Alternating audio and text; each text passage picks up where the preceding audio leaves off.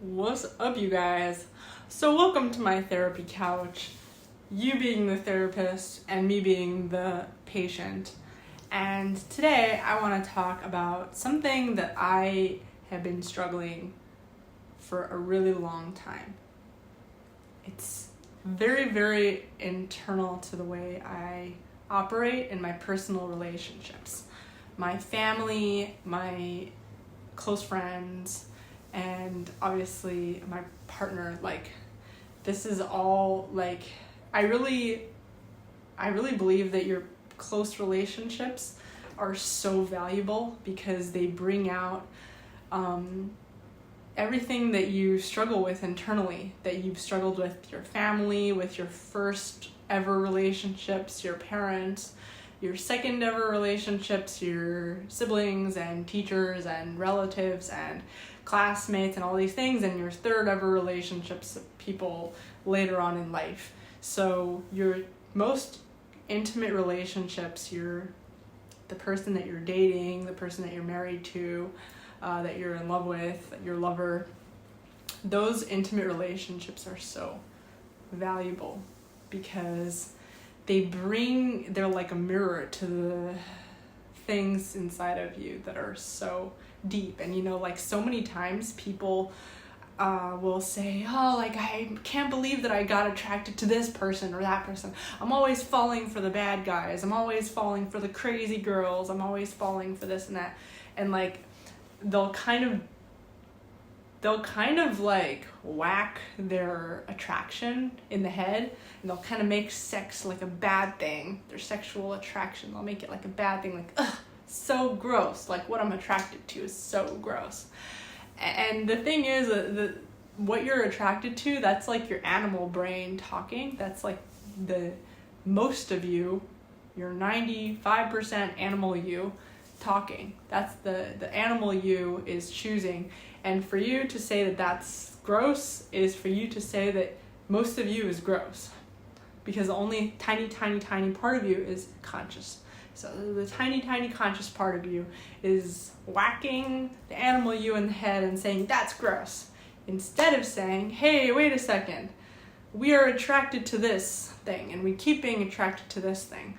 Let's get to know this thing more. Let's understand what the animal me is trying to accomplish, trying to resolve. And so I really like talking about myself, my personal stuff, and my struggles with you guys because there's something about the animal Pardes animal, that feels only safe to talk about it with you guys in the way that I do. And yeah, I talk to other people about it sometimes, I met someone here that I've been being really close to, and it's really nice. But there's something about talking to you guys on the internet that has always scratched an itch for me. It's like a public thing. It's talking to a person one-on-one is one thing. Sharing myself with a person one-on-one is one thing. But then when I get to also share it with the internet, it does something for me, and I'm still trying to understand what it does. But in the meantime, while I try to understand what that is, it's very satisfying to know that I'm helping other people with it. Other people are enjoying it too.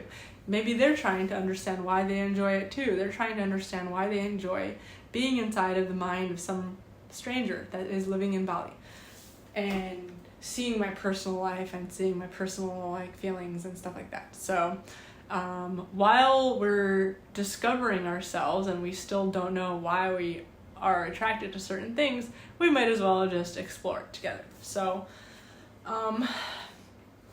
one thing that I've discovered about myself is I have trouble hearing. I have trouble listening to other people's problems. When someone shares something intimate with me, I have no trouble sharing. Vulnerability for me, sharing, is a way of power. I don't fully understand this. This is really, they say they say like some people are oversharers. Definitely, if the people that talk about oversharing, if they met me, I would be in that category. They would put me in that category. I'm an oversharer compared to most people. Like, the way that I feel safe is by sharing with other people, by sharing everything, like the more deep things. It's scary for me, like, to do it sometimes, to share things that are so deep for me. But the more I share with anybody, the more I share, the more powerful I feel. And I feel like I'm like hurting people in a way by just sharing, hurting the people that I'm sharing with. But the thing that hurts me, that makes me feel like I'm hurt by it, is when other people share with me. So this is really weird, Pardes. Why do we feel so safe to share with other people, but we feel so unsafe when other people share with us, to the point where it disgusts me sometimes to be around certain people that have shared too much with me. When I was in DC, I used to tell people, please don't share your secrets with me. Please, like, no secrets.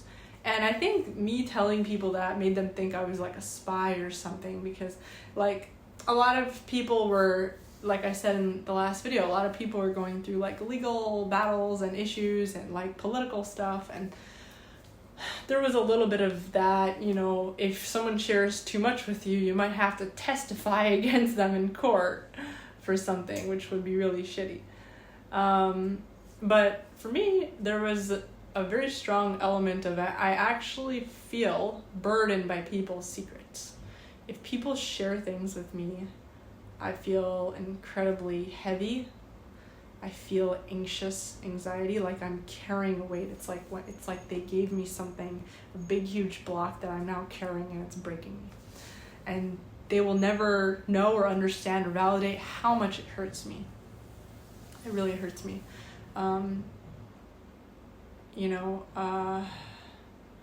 Meeting Andrew, that was a big thing that was really hard for me. Was Andrew shares with me a lot.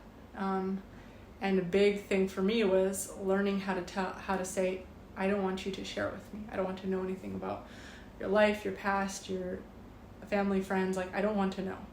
I don't want to carry this like big, huge block or burden of your secrets. And, it's hard for him because he's like, well, who am I supposed to share it with,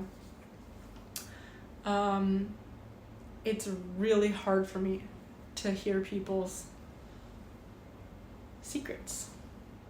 It actually makes me suffer. I suffer. And there's so many people that I literally just can't feel comfortable to talk to. And some people talk to me and they vent to me and stuff but it doesn't feel like a burden. I think it depends. If it's a secret, if it's something that nobody else knows but me, that makes me feel very unsafe. So I'm still trying to understand this. Like, I'm not trying to teach you guys anything in this video. I'm actually just really trying to understand myself. And you guys are the therapists, so you guys should be the ones teaching me, okay? So, I'm trying to understand this about myself. Why does it make me feel so unsafe when anybody shares something with me that is so deep? I don't want to know. I don't want to know about your this and that. It's like, that feels like someone's in our house. There's a funny thing about living in a house where the wall is open, like anyone can just walk in because we're just exposed to the elements. So there's no door to go inside our house. You can just like walk inside. And there's just doors to go inside the bedrooms and the bathroom. So yeah. And I think part of it is like, stemming from childhood, because I'm the oldest in my family, and my mom was really young when she had me, and she used to share everything that would happen to her. She would share everything with me because I was the only person that was there. She couldn't share it with her parents. Her parents were still like escaping from Iran. And, my dad was like always, trying to work and make a living. And, she had me in the beginning, at least. I mean, for a while, actually. Yeah, for a really long time, actually. I became the person that she shared the feelings with. I became the only person that she shared certain feelings, thoughts, situations with. That became a huge burden for me for a long time. I absorbed the traumatic stories, things that happened to my mother. I heard about them, I absorbed them, I had them etched into me. I would just sit there and listen to them as a little kid. And it was very traumatic because then I had to keep it to myself. And I had to walk around with the burden of knowing the real world, knowing the world that happened to my mom, and not tell anybody about it. And so I had all these heavy, heavy things as a child, weights put on me. But I had nowhere to put the weights. I couldn't talk to anybody about it. I was a very socially awkward kid. Even when I tried to talk to people about it, I didn't want to because it was a secret. My mom told me these things as a secret. Don't tell anybody. Because that's why she told me, so that she can keep it in the family and not tell anybody else. So, secret. I think that's specifically what hurt, was that it was a secret. It wasn't something that someone can vent to me and then I can vent out. I can vent out. And as a child, you take things very literally. If as an adult, it becomes easier. Like if someone tells you something like, I'm having a bad day, I went to the store and someone like whacked me in the head with a stick. I don't even know what I'm saying, but someone whacked me in the head with a stick, and then I can basically repeat the same story to somebody else, like a funny story. I can take what they vented to me and then vent it out to someone else in a sophisticated way where you don't know like who I'm talking about. And it just becomes a clean way for me to pass the feelings through, to pass the venting through, and to not absorb this inside of me, and it becomes a part of me and my personality and my hypervigilance. As a kid, if someone tells you a secret, you hold on to this secret for dear life. Someone tells you something and says, this is a secret, don't tell anybody. You hold on to this secret like it's your life. You don't find a sophisticated way to re-vent it out.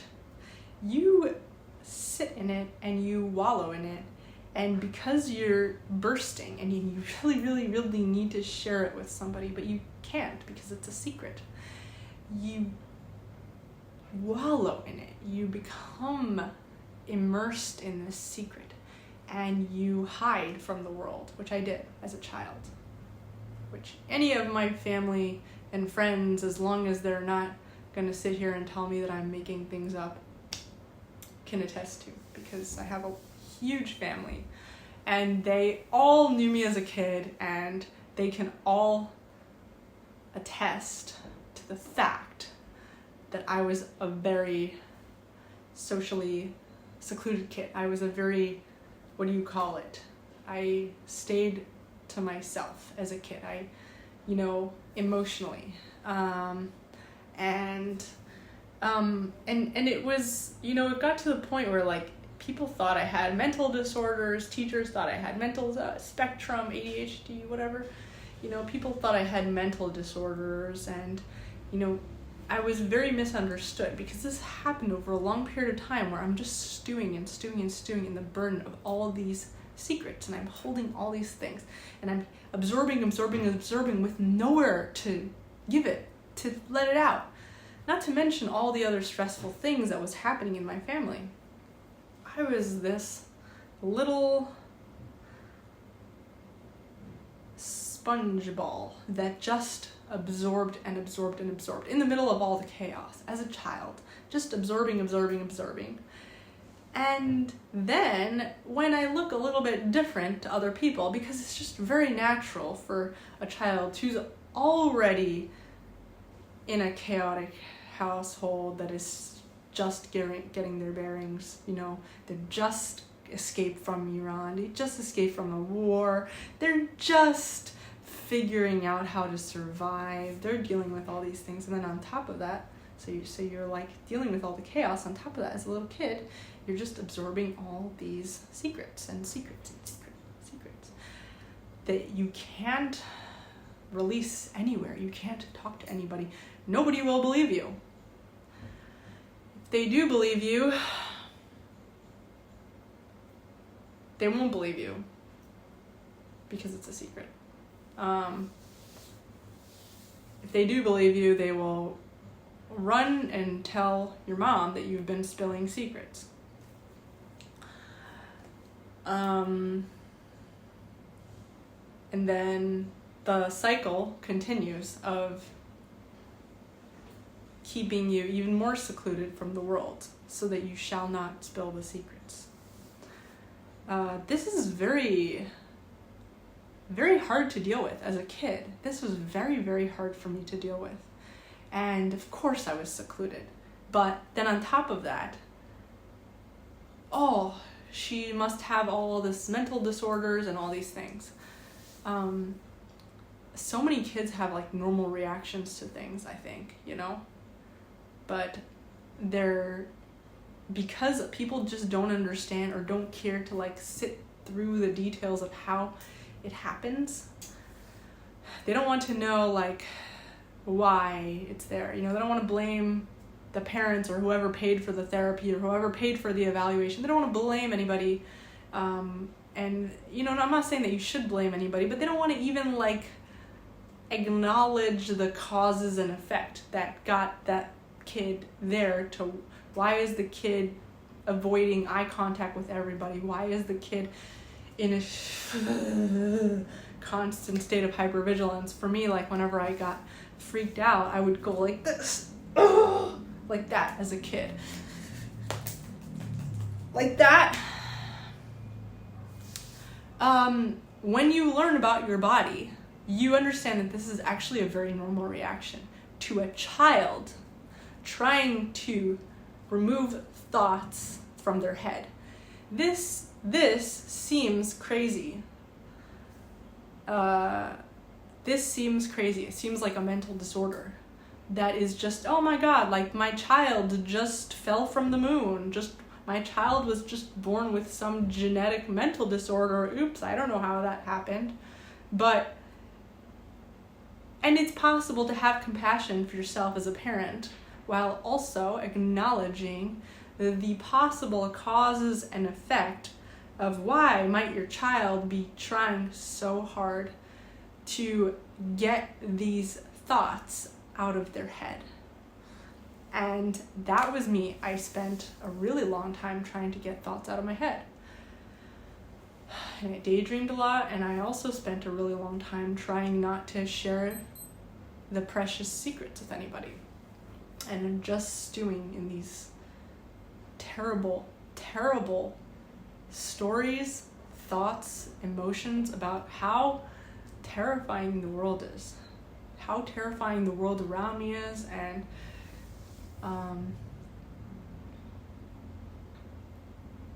how terrifying and how terrible it is to be a woman, how terrifying and how terrible it is to be in this world, how terrifying and how terrible it is to be in survival mode, to not have financial safety, security,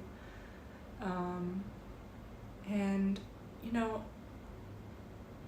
all those experiences are what made me. They are what made me be the kind of person that so radically I had to find this lifestyle. If I didn't, I would have gone crazy. I would really actually be stewing in extreme sickness. I would be hearing voices, I would really be messed up. If I hadn't taken the steps I have taken to leave the community, to leave all the situations that I was in, to keep moving along, keep moving forward, keep discovering, exploring things. So it has made me who I am. But one thing that I'm discovering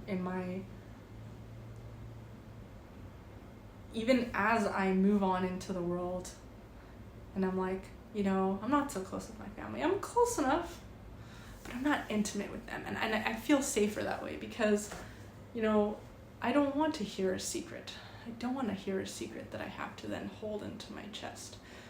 I don't want to hear something that will make me feel and have nowhere to put that feeling, because that's like filling up a balloon with stuff, and the balloon is getting bigger and bigger and bigger, and then it pops.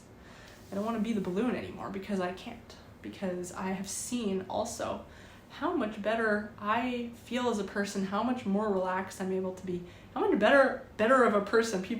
Andrew always says, oh, you're such a better person. I'm not a better person now. I'm just more relaxed because I just left all the situations where people are pumping me with these feelings that I have nowhere else to put.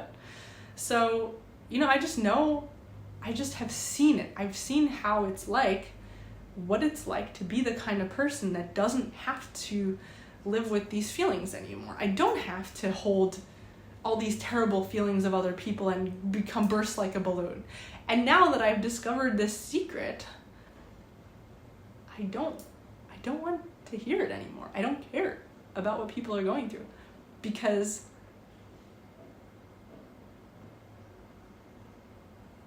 I just don't want to hear it anymore. Once you've seen the light, once you have seen the difference between the version of you that is stewing in these negative feelings, and you're stewing and stewing and stewing, and you have nowhere to put it, and you become this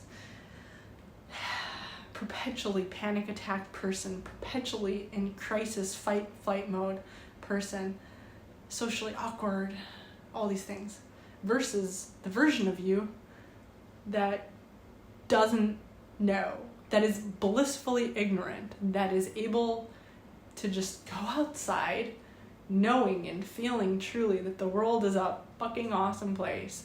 And I mean, you live in Bali long enough, this is going to be you. You live in any expat place, because a lot of expats are in the business of leaving their old life behind and,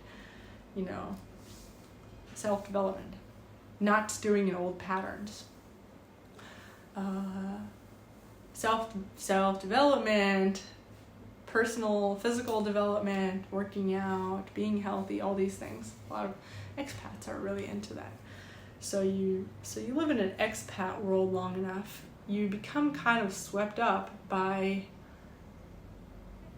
the idea that life could be so much better, because you have all these people that are like radically working on themselves to no end. People are working on themselves a lot, and they have no barrier to the people that they want to be. They have no ceiling. They have no ceiling to how amazing life can be. And so you see that and you're just like, why? Why should I ever go back to the old me? You get to live a version of you where you're like calm and chill, and you go outside and people are nice to you and they're like, oh my God, you're such a good person. You're such a good person. You're such a nice person. And I'm just like, dude, I'm not a nice person. I'm just not struggling anymore.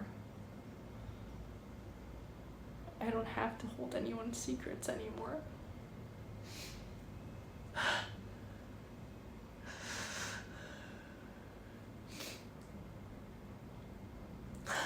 I don't want to hear it anymore. And I'm like at a place in my personal relationship with Andrew where like sometimes he wants to talk to me because I'm his partner, he wants to talk to me about stuff. I just don't want to hear it, and I don't care. I'm just in love with the new version of me that, he helped build, I'm just in love with this new version of me. It's able to be chill, you know? And it's like, and I know I can have it even more because, like, you know, you see a glimpse of what you can have. And you're just like, I want more of this. I want more of, like, this chill version of me that's, like, able to be with my feelings, is able to, like, be with herself, you know? Is able to be okay. I don't want to know what's happening with, like, Andrew's life or his, I don't know what. I don't know. I don't care. And I feel bad, you know, because, like, that's kind of, like, what partners need, is to be able to share. But that's a skill that I think I struggle with. And so now I'm struggling with how do I go about this? I'm just too much in love with my freedom from knowing, freedom from knowledge. I think I always deep down wanted, I think what I wanted deep down always was an element of death. Because we were watching Game of Thrones the other day, and Game of Thrones, they were talking about death. And death, like, they were talking about, like, what's death? Death is to forget and to be forgotten. And I mean, it sounds pretty nice. Like, it sounds like when you take a gummy, like when you take a nice big fat THC edible, and you're just like, you forget everything, and you're forgotten too. You're not making a big scene out there. You're just able to relax. You have a calm nervous system. Death is a calm nervous system. That's what death is. It's when your nervous system is able to completely let go. A rattled nervous system is one that is fighting for its life. It's alive. Death is the absence of a fighting, crazy nervous system. Death is a nervous system that can just let go. When you're dead, your nervous system is not sending signals.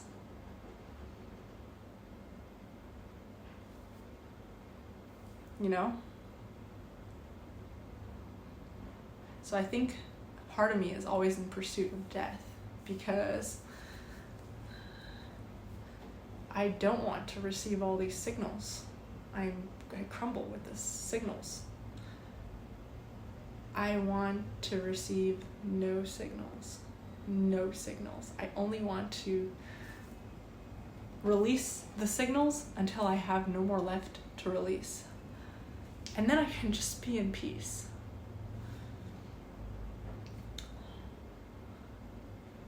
But, like, what if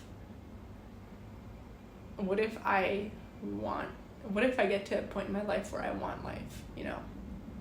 Like, what if I just wanted death from, like, all the old signals, and I just wanted to live a different kind of life where I get to be with new signals that are not so intense, that are just light signals that work with my body. My body's sensitive.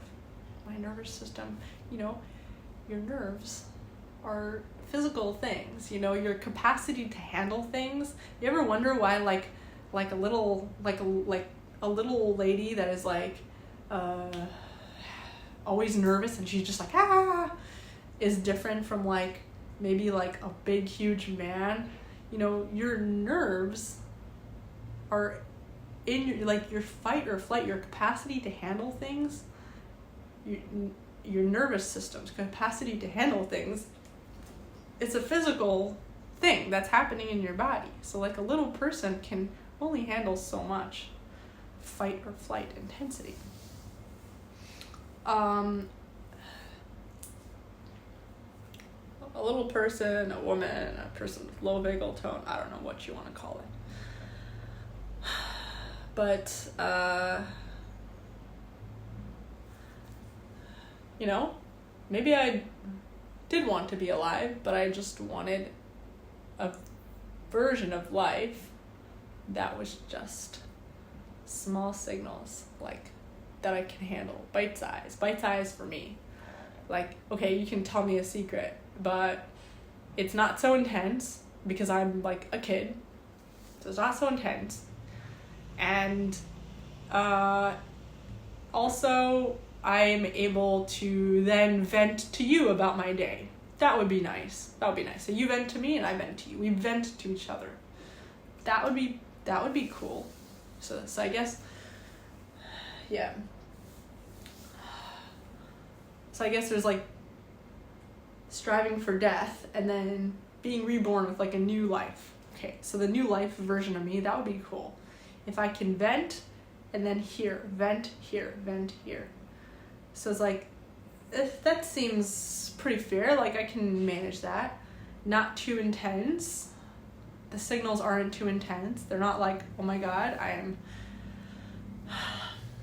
you know, this monster is like hitting me with the metal rod every day and I don't know what to do. And like the other thing with these secrets is like, especially over a long period of time, when you have to hear the same problems over and over and over again, it kind of makes you crazy. It kind of creates this cynicism inside of you that is not good for you. It's not good for you to hear the same problems over and over and over again with no resolution, because it creates this chronic anxiety and hypervigilance around that topic. It creates this idea in your body that this thing is not solvable. It just makes me crazy. And I really believe when I take myself away from other people and their problems and their dramas and their shitty lives, I really believe that everything is fixable. I feel that I can fix everything. It just takes a matter of believing that you can fix it, manifesting it, putting yourself in that paradigm and that reality that it can be, like, it really, like, I really believe that. But the thing is, like, you know, when you're attached to people that are not living in that kind of existence, it just really weighs down on you. Their negative beliefs about the world, which is true for them because they perpetuate it. It's a cycle and you just have to sit and absorb it. Why?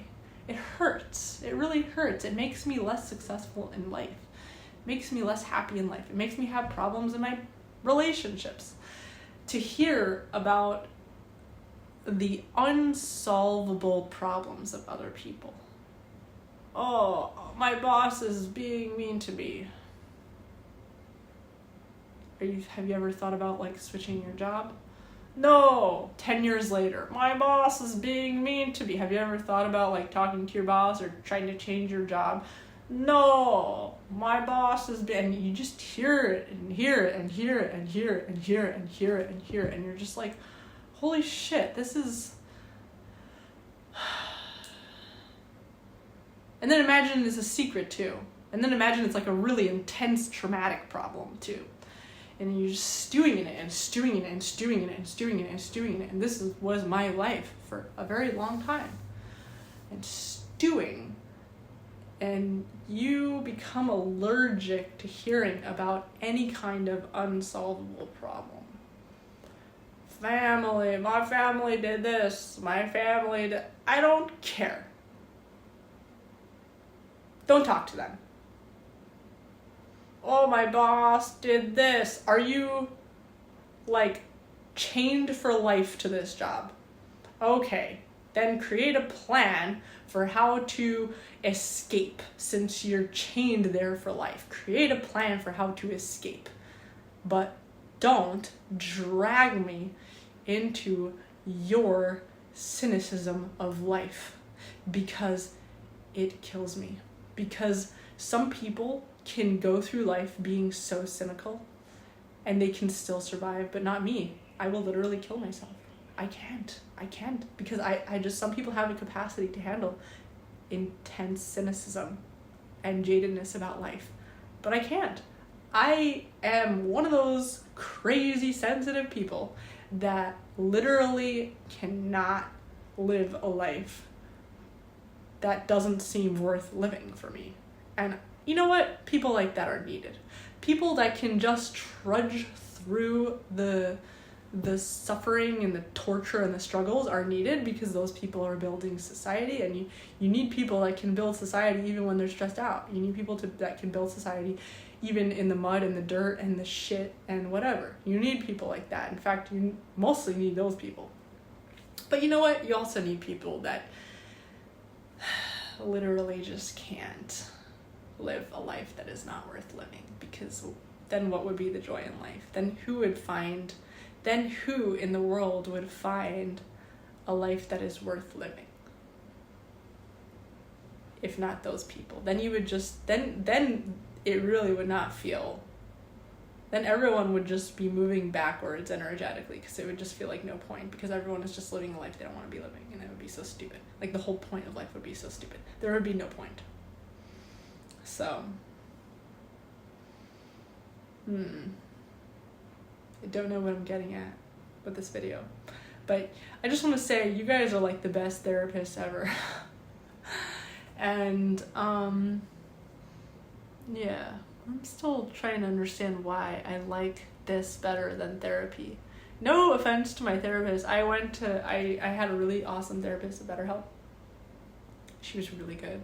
I had a few awesome therapists throughout the years, and there's something about my vlogs being my therapist, like you guys being my therapist, that it's just a scratch. It's an itch that I get to scratch, and I still try to get to know myself and where it's coming from.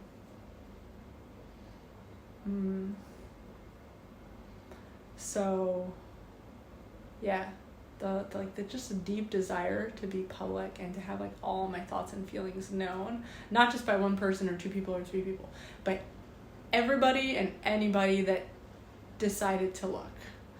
And that's so thrilling. That's very thrilling for me. I really like that.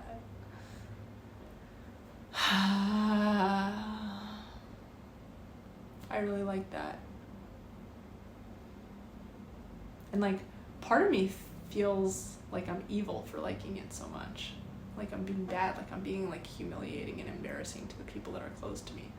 Andrew's fine with it. Andrew has said many times that he's like totally okay with it, and I can say whatever I want on my channel. But I still feel like I'm hurting him, like I'm embarrassing him. But the thing is, like, I would not like to live in a world where I don't get to have this.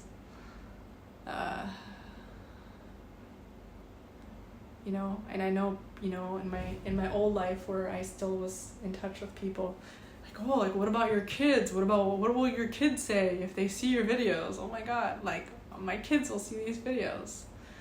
Oh no, they're gonna be so tortured by seeing these videos. If my kids see these videos, I hope, okay, if you're a future child of mine, if you see this video, first of all, I'm sorry for embarrassing you, and second of all, I hope that you feel free to dump your feelings on people. If you are my future child and you see this video, I want you to know that I feel really good. It feels really good to share. And if you ever have something on your chest that you feel like sharing, try to share it with someone. Maybe share it with me, but if I'm not there, or for some reason I'm like, I don't know what, share it with someone. It feels pretty good. And, it feels really good. It feels really good. And I really think that if people can't receive your venting, like, it's not really a reflection of you shouldn't vent, it's just a reflection of them. They like just can't handle it. They literally just can't handle it. And they might even like gaslight you or tell you like, oh no, like, oh, you're crazy for like having all these thoughts and feelings. But maybe they're just sensitive like me, like maybe they just can't handle it. So just find someone else to talk to about it. And if nobody wants to listen to you, you could write about it. Or if you would rather have a YouTube channel, vlog about it. I mean, there's in this era, there's just so many ways that you can be your free, publicly accepted version of yourself. And it's very liberating. And yeah. So, there was my rant. I hope you guys have a great day, and just know that you're the best therapist on the planet. And see you in the next video. Bye. Oh, okay, wait, I have to plug in my book. My book, House Hackers Anonymous. I wrote a book about achieving financial freedom from a place of being in survival mode. I wrote a book, a 12-step book called House Hackers Anonymous, a 12-step program for my younger self. And it is literally my personal strategy of how I got to financial freedom, not to extreme wealth, to financial freedom, and to a really comfortable life, and, really comfortable life for years to come, from a position of being in very intense survival mode when I was back in the States. So maybe you'll get some ideas if you're in survival mode right now, if you're having issues, or if you just want to just get some ideas. You're just a person that wants to switch it up with your personal financial plan. Just read the book, you'll get some cool ideas, how I did things. And I hope it gives you some inspiration. And I know a lot of people, so far I haven't received any terrible feedback about it, but I really want to hear more people's thoughts about the book, what you guys think, how it helps you, what ideas you got. Okay. And you'll find the link to the book in the description below. Bye.